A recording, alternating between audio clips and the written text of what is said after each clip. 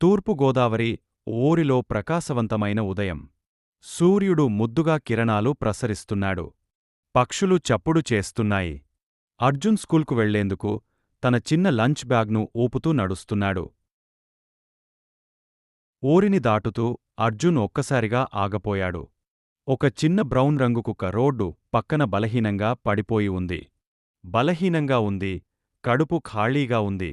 మెడలో నీలిరంగు బ్యాండ్ కనబడింది.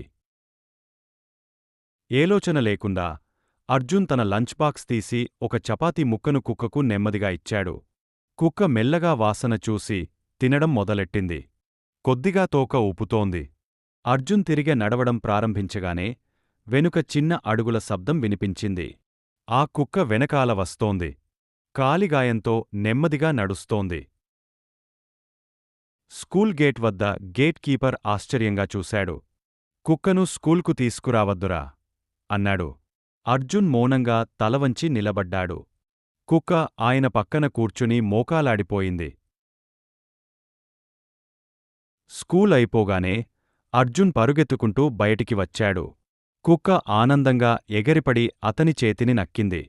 అర్జున్ నవ్వుతూ కుక్కను తోసి ముద్దు పెట్టాడు. అప్పటినుండి అర్జున్ ప్రతిరోజూ కుక్క కోసం తినిపించేందుకు ఏదైనా తీసుకొచ్చేవాడు.